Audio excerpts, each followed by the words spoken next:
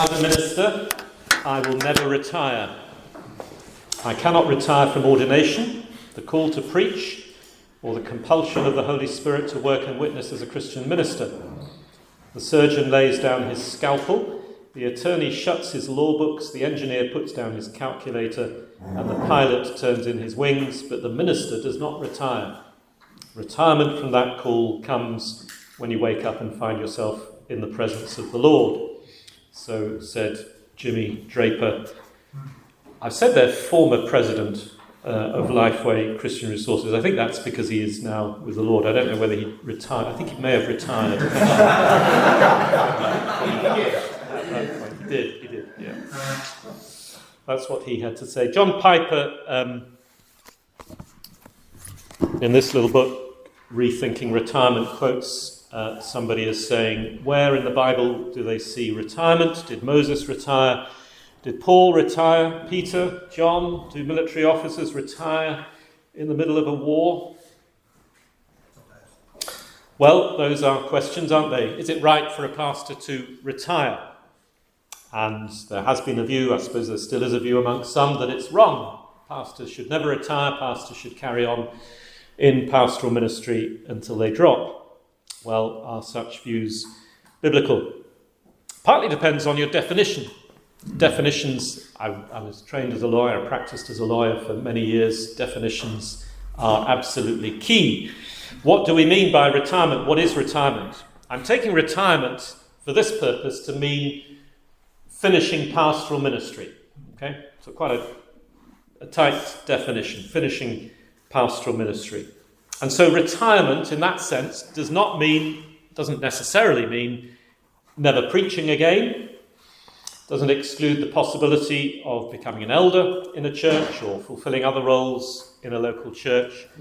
What we're talking about is a man who has held pastoral office, however we define that, no longer holding that office. Okay, so somebody who's been in the pastorate, who's been set aside in a local church to serve that church in the role of preaching and teaching and shepherding the flock, 1 Timothy 5:14 and so on, no longer holding that office. That's what we're talking about, and I'm going to argue in this paper that retirement from pastoral ministry in that sense can be biblical and right. It's not necessarily going to be right for everybody in every circumstance, but it can be biblical and it can be right. And I want to look at some biblical criteria then for discerning when this is right. And I want to consider how it should be done so as best to reflect biblical teaching and wisdom. How do we retire? As I say, I've read reasonably widely on the subject in secular as well as Christian books. I've spoken to various people who have some experience of what it is to retire and thought about it a great deal myself because I'm planning to step down from pastoral ministry next year and do one or two other things. So let's think firstly about retirement generally. Retirement generally. So it used to be straightforward, didn't it? In this country, at least, you'd retire at the age of 65. When you hit that point, you would stop paid work. Up until that point, you would work for 5 days a week or whatever, and then you would stop, and your retirement would begin. And your sort of pension-funded free time, when you can do what you like, started. Very straightforward, very simple, very black and white. Now, of course, it's much more complex. There is, in this country, no age at which you must retire. You can't be compelled to retire from your job by your employer unless you cease to be competent. And apart from that legal change, which took place in 2011, the culture has changed, hasn't it? So the attitude to this whole subject has changed. It's not now a matter simply of reaching a particular age, stopping work and starting retirement. It's more complex. So you get some people who phase out their paid work rather than stopping. They reduce the hours they work part-time for a while, and then they finish. Sometimes they finish and then they go back. They go back to work. Maybe the same job or a different job in a different field or the same field. And people can go in and out phases of paid work after their full-time job has come to an end. It's more complex partly because of longer life expectancy. We live longer. When the state pension was first introduced many decades ago, the life expectancy did not much exceed the state pension age. Of course, that's very different now, so many people can expect when they retire, maybe in their mid-60s, to live a significant length of time afterwards. That changes the way in which we think about and look at and plan for retirement. And of course, private pensions have become much more popular, much more well-known. People are encouraged, aren't they now, to pay into a private pension from an early stage in their employment. So things are more complex, and of course, in the secular field, in the world, if you like, that has become a big issue. So 3 of the books in this pile, I'll leave them here, by the way, for you to look at if you want to think about buying any of them. None of these are for sale. Some of them don't belong to me, so please don't take them away, but please do have a look at them if you want to afterwards. The approach of the world is this, isn't it? Retirement is the great opportunity for you to do what you really want to do. You've been prevented from doing what you really want to do for most of your adult life because you've had to work for a living. Now, here is the great opportunity when the state funds you and you've got your own pension fund to help supplement that, and you can do what you really want to do with your life. And you hope that your health and your funds will hold up sufficiently for you to pursue your dreams, and all you need to do is to work out how best to achieve them. The books that I've read on the subject, the secular books, emphasise that retirement is no longer the transition from the workplace directly to the care home. You don't give up the smart suit one day and take up the slippers and the pipe the next day, but it's a grand transition. That's the way it's put. It's a great transition to an entirely new phase of life opening up before you, which you want to make as fulfilling and as satisfying as possible. So one of these books says this: what sets retired people apart is a fierce individuality. It's very much culturally, that's how people think, isn't it, today? A fierce individuality. You be you. In ways of thinking, dress, spending time, rather than the more traditional way of thinking of retirement as a time of graceful old age. Another book says this: your goal before and after retirement is therefore to find a new identity, a new purpose, and to maintain the best of health. And the key to all of this, they say, is to make the necessary preparations and arrangements to ensure as far as possible that that's what happens. And the focus, of course, in these books, secular books, is very much on you. It is very, very striking. One of the great differences between those books and John Piper's book and the book by Packer, for example, is on this. The secular books, it's all about you. It really is all about you. It's extraordinary. In the nicest possible way. You know, these books are very nicely written and very winsomely written, but it is all about you. Even voluntary work. They say, you know, what you could do is a bit of voluntary work, bit of work in the community, put something back. But even that's all about you, because if it doesn't satisfy you, well, find something else to do. Packer, in this book, J.I. Packer, Finishing Our Course with Joy, cautions against this. That's why I've spent a bit of time on it, because he says it is a real temptation for Christians to follow the ways of the world in this respect, and to treat retirement as the golden opportunity to do all the things they haven't been able to do before, to get maximum personal satisfaction and fulfill your dreams. Packer writes, we view retirement as our warrant for taking it easy across the board and prioritising self-indulgence for the rest of our lives. Rather, says Packer, older Christians should take the attitude that they are still to serve Christ, even in retirement. And that is our duty. We heard about that earlier, didn't we? That's our duty, and that's our delight. And as always with Packer, he's very interesting. He doesn't say what you expect him to say. He argues that the older believers should particularly give attention to two things. He says older believers should give attention to learning and to leading within the limits of their responsibilities and capabilities. I won't say anything more about that. You can read him for yourself in the book. He says the retired believer is still to run the Christian race, even in old age. And he emphasises this. He is to do that with zeal. It's not a time just to kind of sit back and switch off and, just live for yourself and indulge yourself. We're to run the Christian race. Of course we are, looking unto Jesus until we reach the end. And we're to do that, he says, with zeal. And that, of course, is entirely biblical. Psalm 71, verse 18. So even to old age and grey hairs, O God, do not forsake me, until I proclaim your might to another generation, your power to all those to come.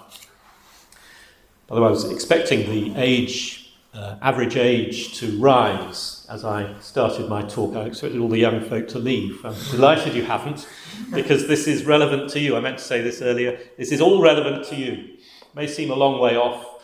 It's not.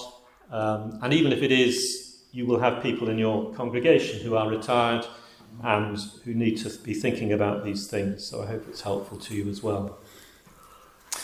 So Packer urges that we have a duty, and again talking primarily to those who are retired, a duty insofar as we're able to do so in retirement to pass on the truth to the next generation. And for most, that will be in an informal way. A retired pastor won't have the opportunities to teach in the way that he did in pastoral ministry, but he still is able, by God's grace, to pass on truth to the next generation through friendship and mentoring and words of encouragement and so on.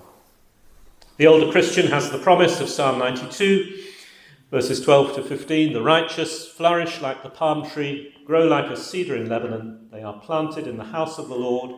They flourish in the courts of our God. They still bear fruit in old age. They are ever full of sap and green, to declare that the Lord is upright. He is my rock, and there is no unrighteousness in him. Packer in his book speaks of the ripeness of the older believer. His wisdom, her wisdom, maturity. He says this is something to be nurtured and treasured and made use of for the benefit of the church. And he goes on, he says, even when we're beyond that, so when we get to the stage when we're not able to teach others, we're not able actively to help others because of old age and frailty, he says, we still have the promise of Isaiah 46, verse 4, even to your old age I am he, and to grey hairs I will carry you. So the biblical picture of older age is that it's a time of wisdom, it's a time of passing on biblical truth to the next generation, it's a period of fruitfulness and of the Lord's continuing presence. And I think we must grasp that. I would recommend studying the scriptures on older age, whether because you're older or because you've got people in your congregation who are older. We need that because we need that countercultural insight, don't we, from the scriptures, conviction, because our culture tends to write older people off in many ways, and the Bible doesn't do that. The Bible gives us a beautiful and inspiring picture, and one that we need to recover in a day that still tends to privilege the young and patronise or dismiss the elderly. The church should be very different. Okay, but what about pastors specifically? That's looking at retirement generally. What about pastors specifically?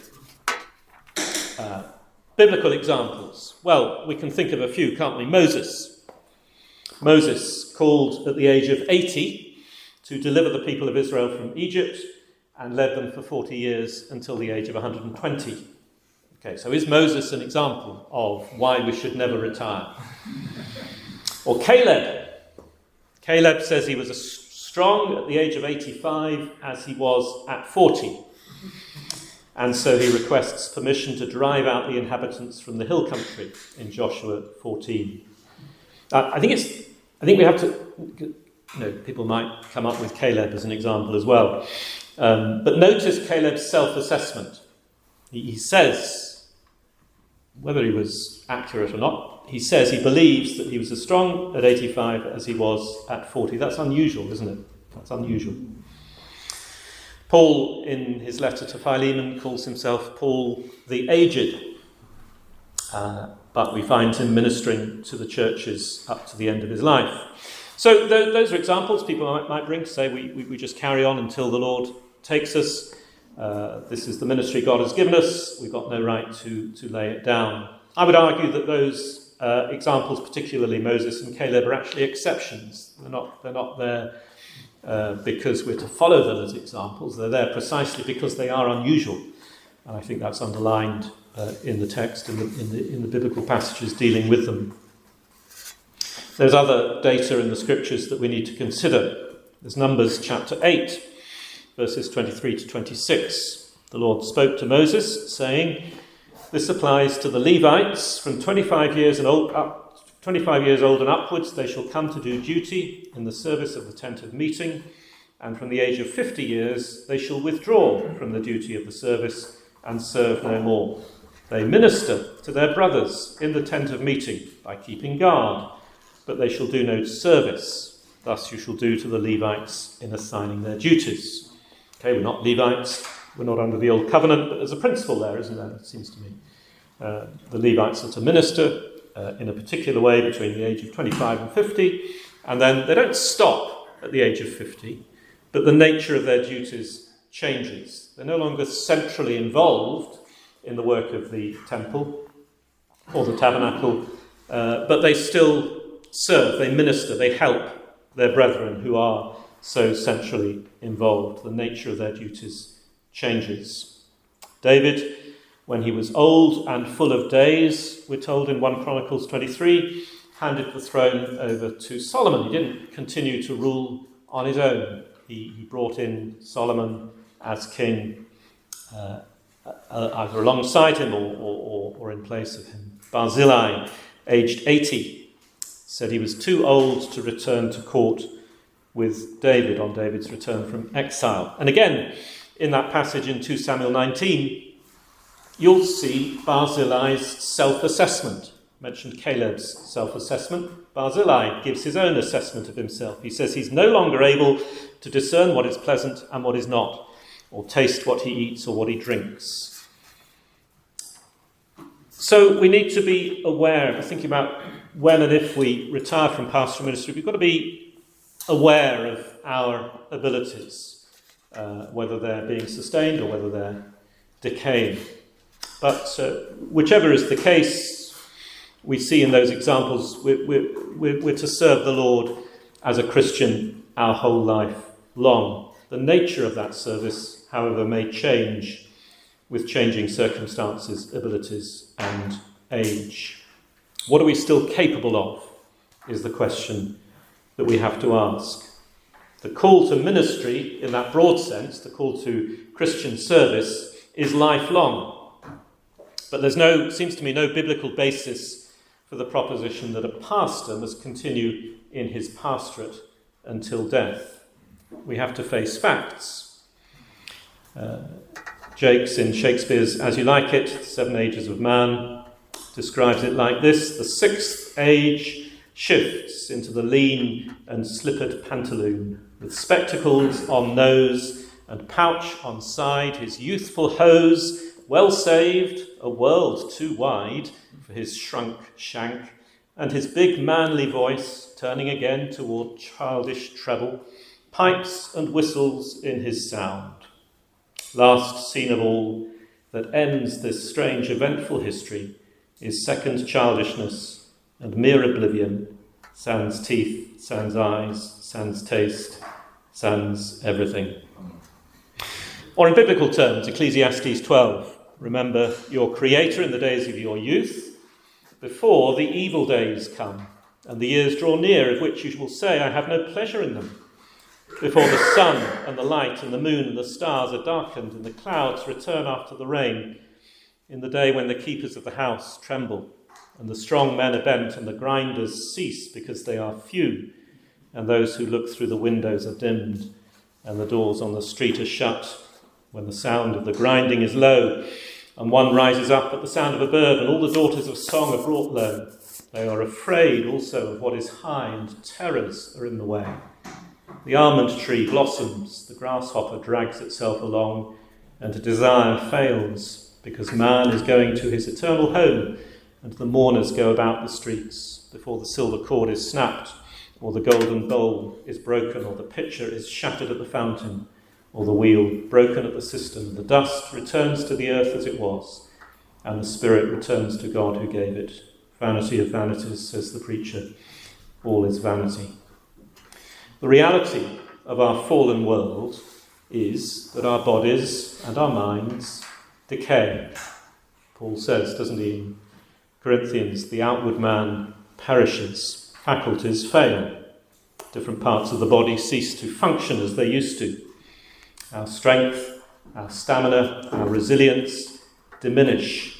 We're not so quick, either of body or mind, as we once were. Health problems that we've not had to consider before begin to make their appearance. And all of this leads only in one way overall, to less and less capacity and ability before finally death. And it's inevitable then that for most pastors, the time will come when, as a result of age, they will no longer be capable of bearing all the responsibilities of pastoral ministry. They may be able to continue to preach, but the full load of pastoral care for a congregation, the work of evangelizing part of a city or a town or a village, the administrative duties that inevitably accompany a pastorate will at some stage become too much. And it's unwise at that point to try to continue to bear that full load. It will eventually crush you completely. And perhaps more seriously, it's likely to do a great deal of damage to the church that you are trying still to pastor but no longer have the capacity adequately to do so. And the sheep are the ones who will suffer. So I'm arguing for a realism, reflecting the teaching of Scripture, that we, in this fallen world, decay and die, and our abilities are not always what they have been. The age at which that happens will vary from one man to another. And so this principle of self-knowledge, self-assessment that we see in Caleb and Barzillai as examples in Scripture, I think is crucial. We need to do that. We need to be aware of ourselves and of our own abilities. And we need to do that with the help of others, because we're not very good at it, generally speaking. And as you get older, you get less good at it, I think. You tend to overestimate your continuing abilities. And so you need the help. You need the help of fellow elders. You need elders who will be honest with you. Not overly honest, but honest with you. You want elders who are nice about it, but honest. You need wise friends outside the church, outside the church you serve, I suggest, who will be honest with you. If you have a spouse, you need to listen to her. And you have, in the light of the counsel of all these, and prayerfully in the sight of God, reach a wise decision on when the time has come to step back from pastoral ministry. You'll probably need to be quite active in seeking that advice. They may think it, but they may not be forthcoming in telling you unless you explain to them that you want to hear that from them. You're not inviting them to sack you, but you're wanting them to be honest with you on that subject and explain to them why they have a responsibility before God to be honest with you on that matter. I think that the reality is that many men find that somewhere between the point of 65 and 70, they reach or they begin to reach that stage. For some it may be earlier, for some it may be later than that, but that seems to be the general age range at which this point begins to be reached. But it's not all gloom. It's not all gloom. As we've already seen from the general section on retirement, retirement is not the end of ministry. It's not the end of life. And it's better, I think, it's better in a whole load of ways, to think of this as the end of one phase of life and the beginning of a new one. It's a significant life change. In that way, the secular books are right. It's a transition. It's a change of role and ministry. It's not the end of ministry.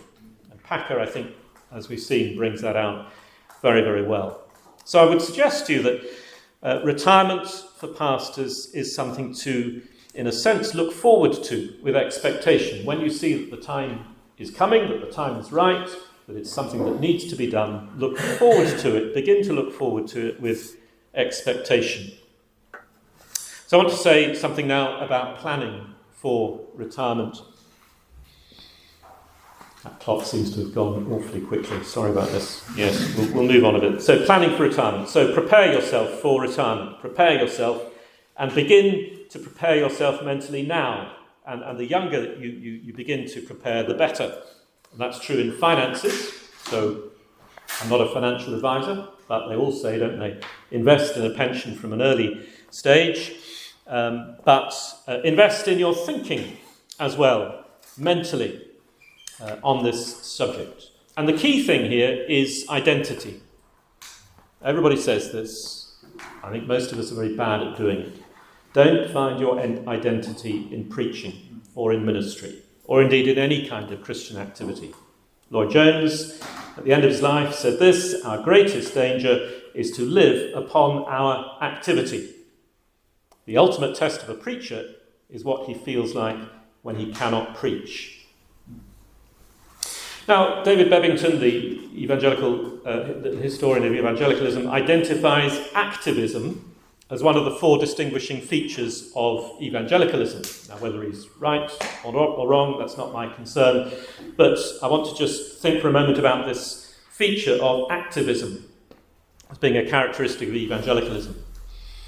He's certainly right that as evangelicals, we want to be active all the time. And it seems to me we are, as evangelicals, in severe danger of making an idol of activity. Because if activity is your identity, evangelical activity is your identity, where does that leave you when you can't do anything because of infirmity of body and mind, or mind, or both? I'm sure you've had the experience of older folk in your church who are not able to do what they used to do, and they come to you and say, Pastor, I feel so useless. And what are you going to do when you get to that stage? Where do you find your identity? Is it in activity? If it is, you're headed, on this point at least, you're headed for disaster. We need to make a severe, serious mental adjustment in this area, I suggest. We need to learn the lesson of Mary and Martha in Luke chapter 10, where the Lord says to Martha, one thing is necessary. One thing. One thing is necessary. What's necessary for you as a Christian? One thing is necessary. Mary has chosen the good portion. Listening to Jesus is always commended, whereas activity is not. Martha was very active, but her activity was not commended. Mary was commended for her listening to Jesus. And that's a lesson we need to learn now. We need to learn that lesson now. The younger you learn that lesson, the better. To listen to Christ is the all-important thing. As the time draws near, you begin to sense you should be considering retirement seriously. You also need to start making more detailed and practical plans. How will you afford it? When will you finish? Where will you live? What will you do? What about your wife? How does she feel about it if you're married? You need to prepare the church. I'm assuming you will have been discussing it in the eldership. If you're thinking about retirement, you'll have reached a decision together about timing. You need to tell the church gently, because they'll be surprised. They may be relieved, but probably they'll just be surprised, because they'll expect you to be there until you drop, some of them. So be gentle, but be clear. Be clear about what you're planning. Be clear about your timing, if you've got a time in mind. Be clear about what you're planning to do about succession. Are you going to try and help them find a successor, or are you going to leave them to do that after you've left? Be clear about whether you're planning to move away from the church or to stay in the church. That's a big question. And think about succession. Are you going to help the church find someone, or are you going to leave it to them to do once you've gone? The latter may be best. If you've got a well-established eldership, capable of looking after the church after you've left for a while, and leading the church to find the next man, that may be the better choice. Or you may feel it's better for you to help them, at least in some regard, with succession. You may feel some responsibility there, so as not to leave them without a shepherd, as it were, particularly if the eldership is small or perhaps non-existent, if you're the only shepherd. Moses was concerned for this, wasn't he, before he died, and Joshua was appointed as his successor in Numbers 27. You may want to think about some period of overlap. I would suggest not a long period of overlap, but a period of overlap may be helpful. You might want to recruit an assistant with a view to his taking over when you leave. Of course, that's got its own challenges. People may change their mind. He may change his mind once he's been there a year or two as your assistant, but that's something that obviously can be done. There are many ways to handle this issue, but think it through. Think it through with your elders. Listen to your church members and keep them informed. Don't just talk about it with your elders and don't tell the church what you're doing. Keep the church informed as to what's going on. It's natural, I think, for pastors who are about to retire to fear for the future of the work. Especially if you've been there a long time, it's natural to ask yourself, how are they going to manage without me? You know the work very well. You know the people. You know their weaknesses. You know their strengths. You know the town, the situation. And naturally you feel, well, nobody else knows it quite like I do. How are they going to carry on without me? How are they going to avoid falling into all those pitfalls that I've guarded them from over these past years? Fears for the work's future. But remember, the break must come at some point. Must come at some point. At some point they're going to have to do without you. Even if the Lord has to take you in order for that to happen. So it's natural to fear, but we do have to trust the Lord, don't we? We have to fulfill our responsibilities, fulfill our duties, but in the end we have to trust him. Remember that the church is not yours. It's Christ's. He loves the church. Somebody said to me earlier, he loves the church far more than you or I will ever love the churches that we pastor. He will care for them. So fears for the work's future are not a reason to delay your departure. I think some men fall into this trap.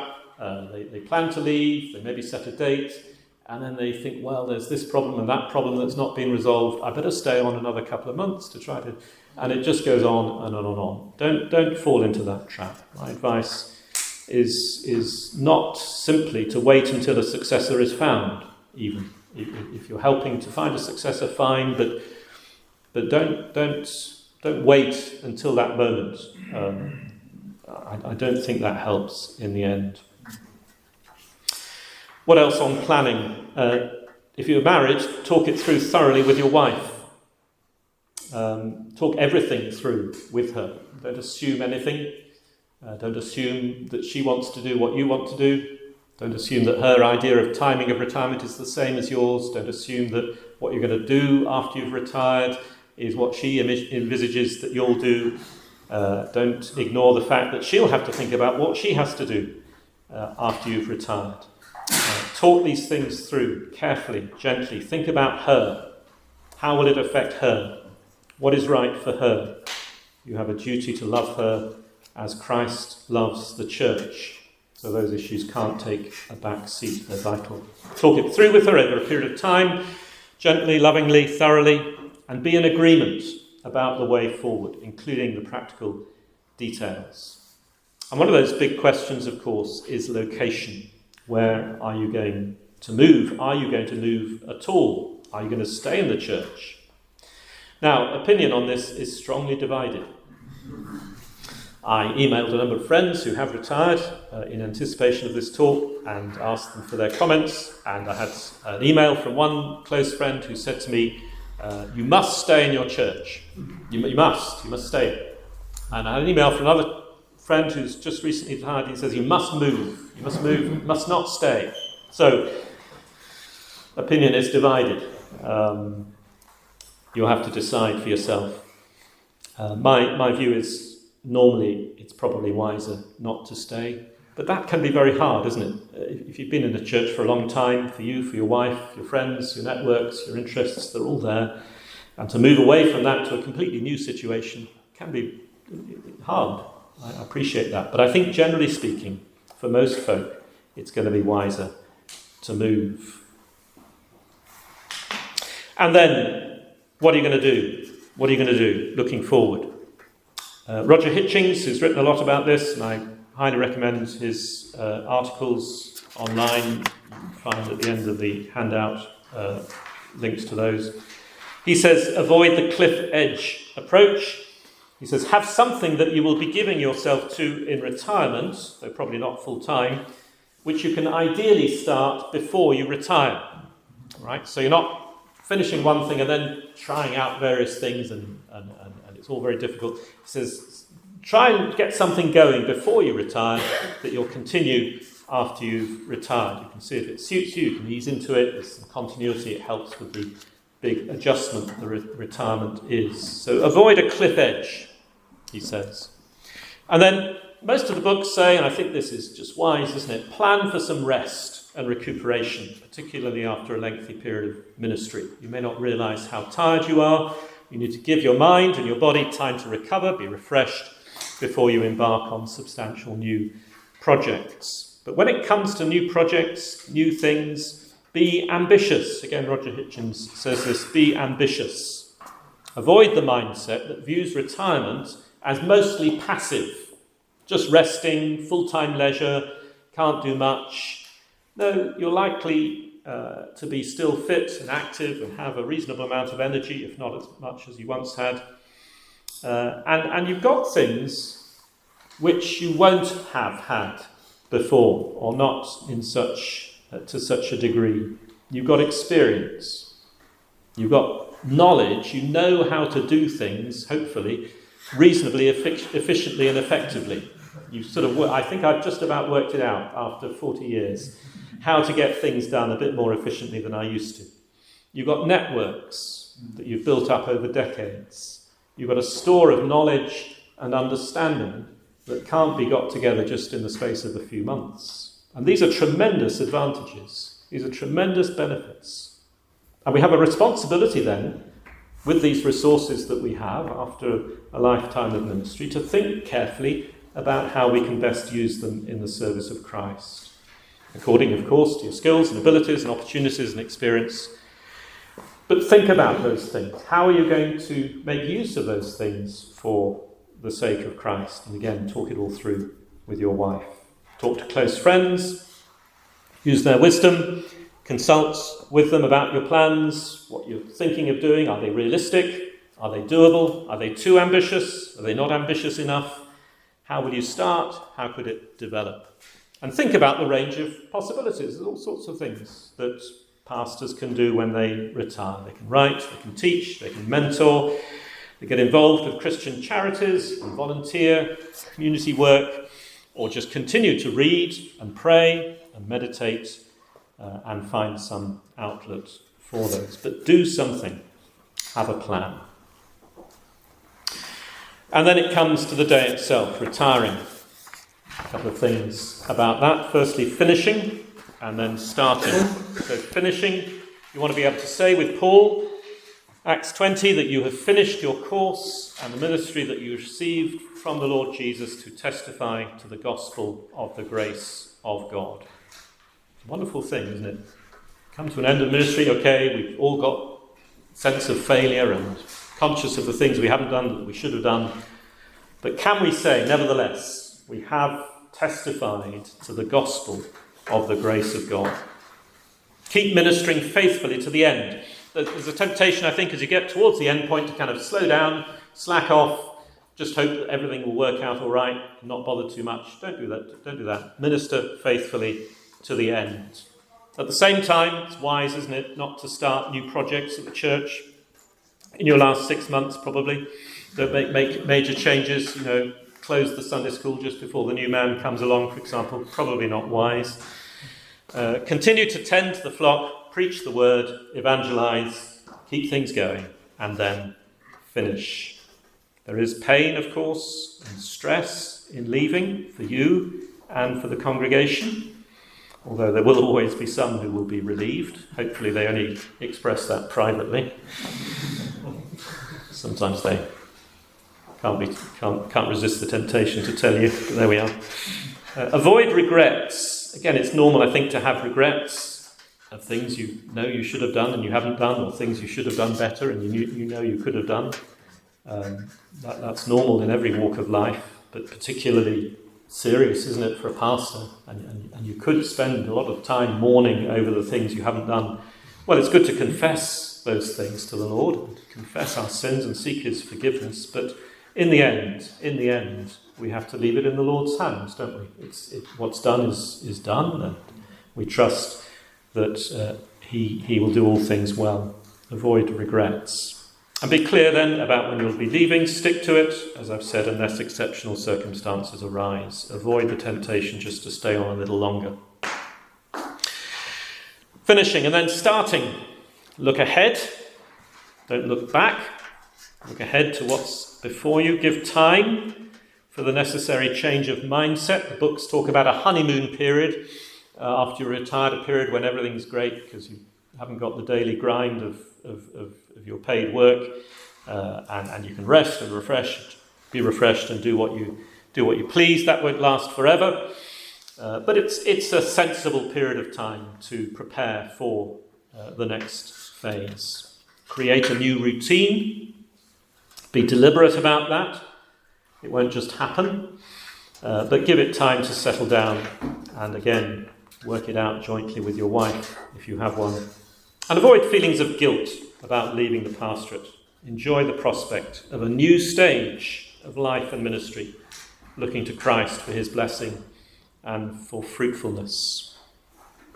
So that's the act of retiring, if you like. And what about being retired then? Actually being retired, in the state of retirement. Well, recognise that this does involve very substantial change, adaptation and adjustment.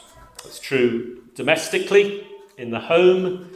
One of the books refers to the irritation that can be caused by overzealous wiping of surfaces.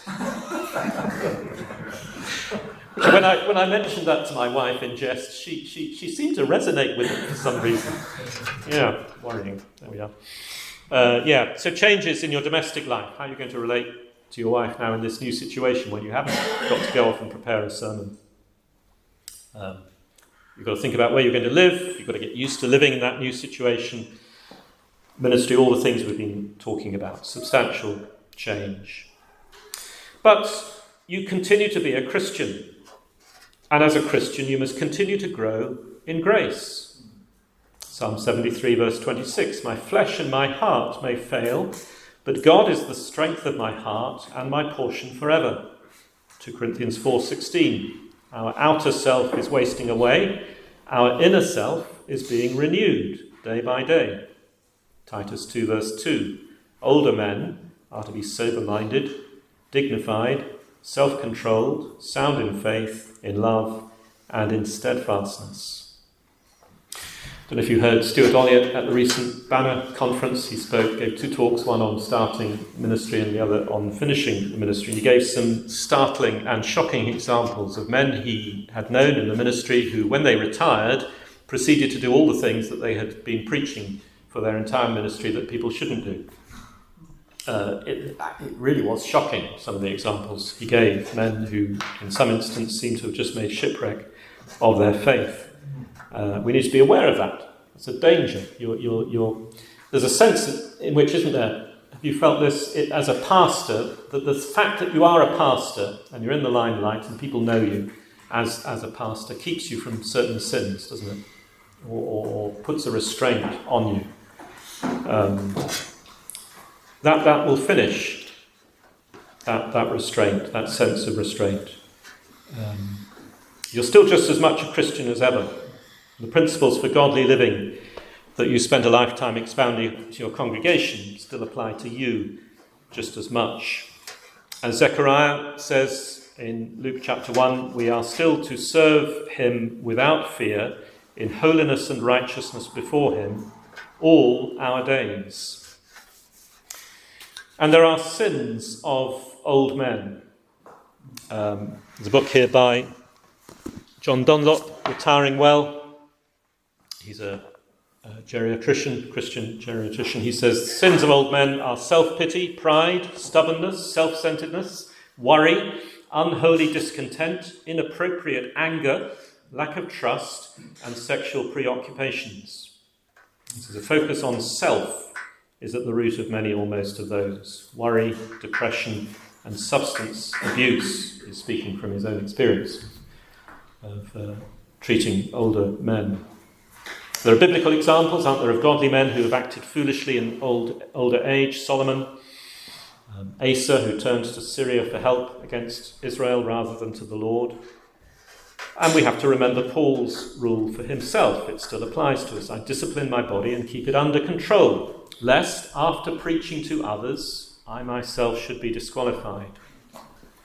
Don Carson says his father wrote in his journal at the age of about 80, Lord God, keep me from the sins of old men. The tendency to look backward instead of forward, the temptation to resent younger men coming along, too quick to turn on the television, the sin of self-pity in my loneliness, too little time set aside for intercessory prayer for my grandchildren.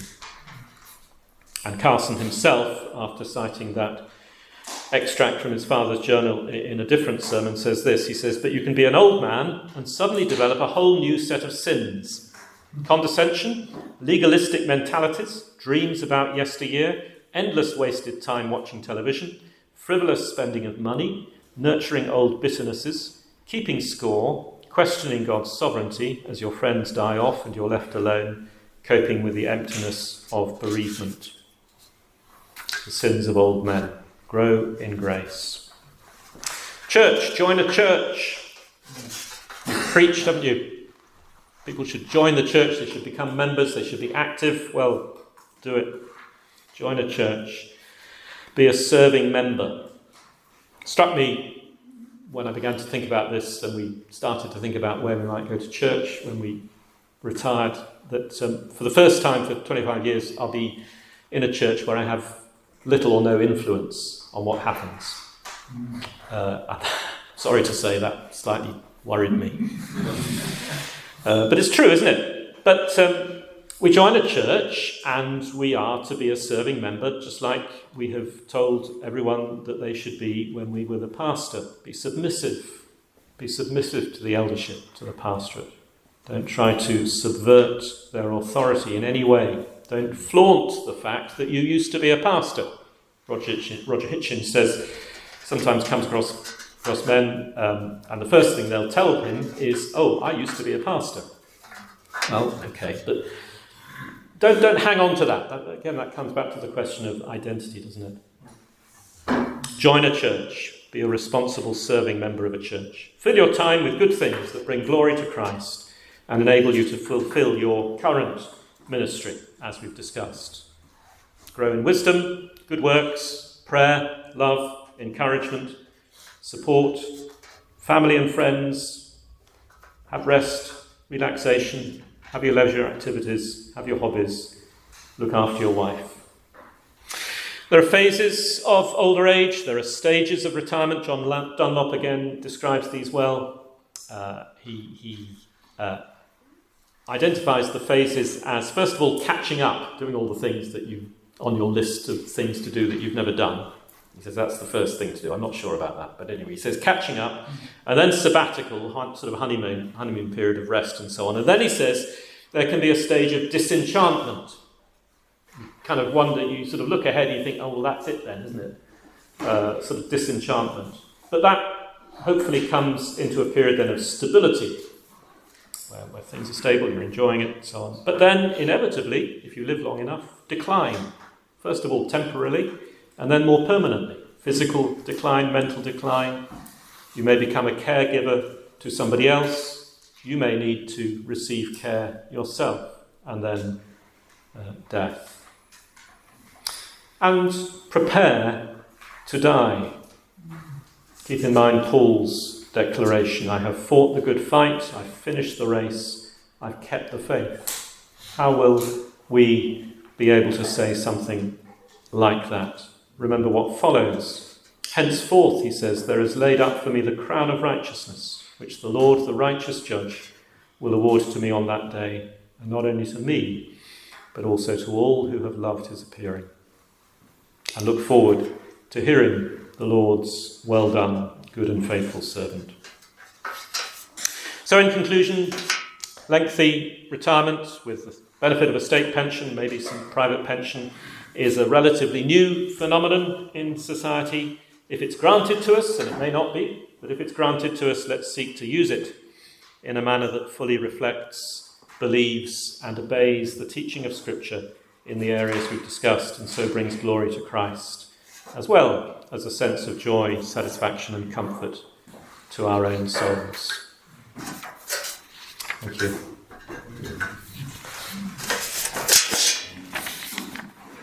Happy to answer any questions if there are any.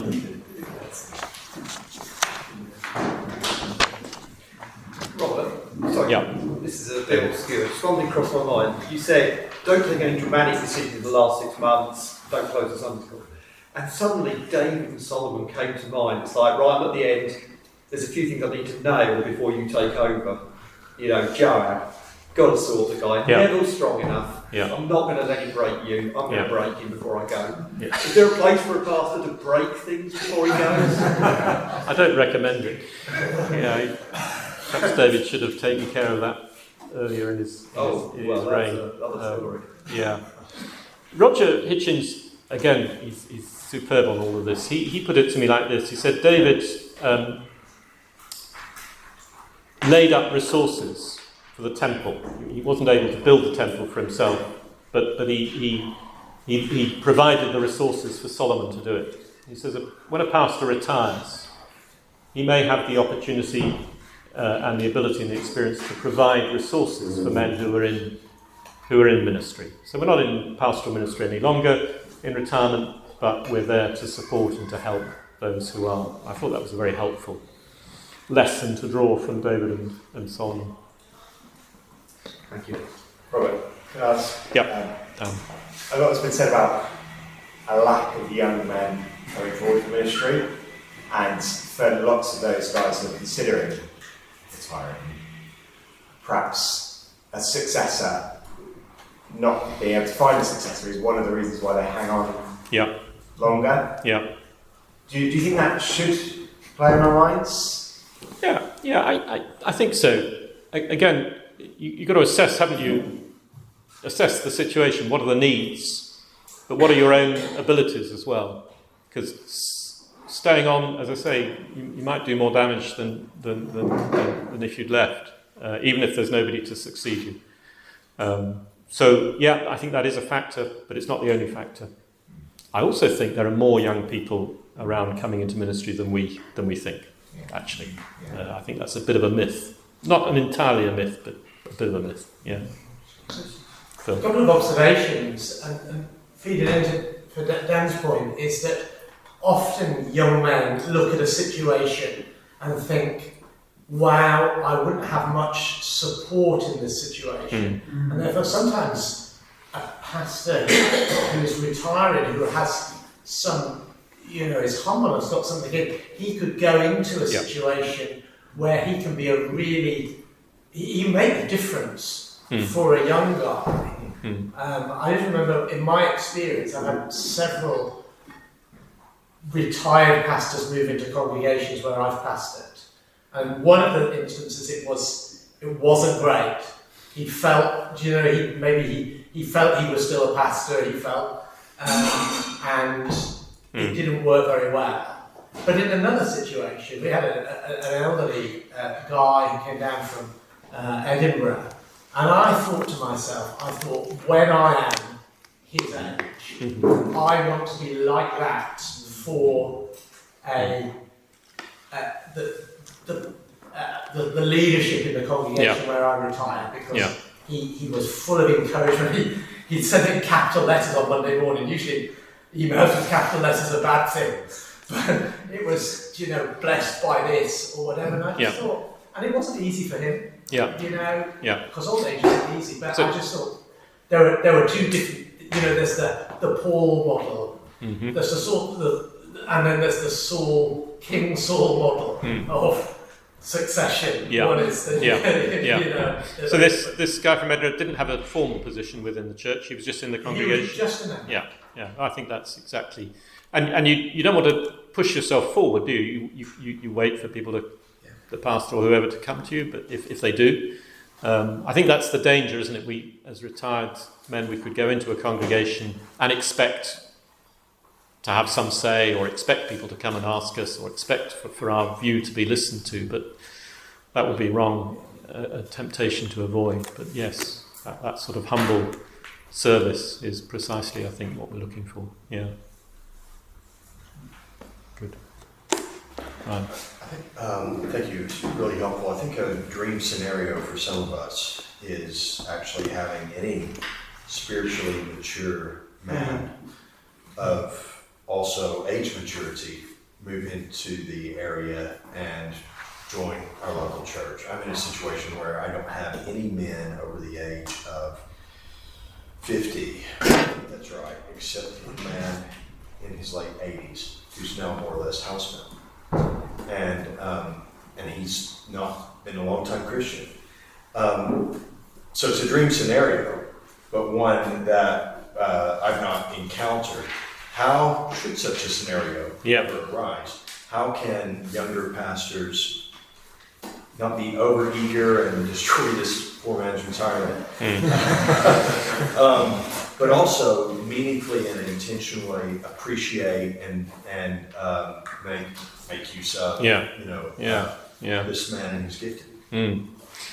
Maybe we could do a deal, because I don't have many people in my congregation below the age of 50. It's interesting, this seems to be a bit of a phenomenon, doesn't it? I don't know whether it's to do with the demography of the location or whatever, but there seem to be churches full of young folk with fewer older folk, and churches full of older folk with few young folk. Why that's happening, I don't know, but it's an interesting phenomenon. And as you say, it brings difficulties, doesn't it? In both cases, we really do need younger folk who can help us lead activities and initiatives and so on. But in answer to your question, I think see what they're willing to do, without putting undue pressure on them. Yeah, make what use of them you can, and I'm sure they'd be delighted to help out. There needs to be a clear understanding, I think, doesn't there, as to exactly what their role is, how formal it is, whether it's informal. You've got to be clear about the parameters, but yeah, make use of them. But don't feel obliged to. I think that's another. You've got a retired pastor just retired, joins a congregation. You might feel obliged to ask him to preach. Don't feel obliged to ask him to preach. It might be sensible to ask him to preach, but don't feel obliged to. Is it unwise or neutral to ask such a person to be an elder in an unpaid position?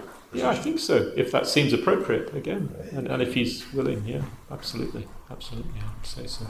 Yeah. Good. Just as that is modelled very helpfully in Tom Carson's commentary, the way that the younger man, Jacques Alexin, or so the guy, when Tom's an old guy, he's really used and flourishes. Okay, I've forgotten that. In the memoirs of the Ordinary Pastor, you just sort of see that is how it works, and he's blessed and the church is blessed. Yeah, that's the idea. Yeah. Good.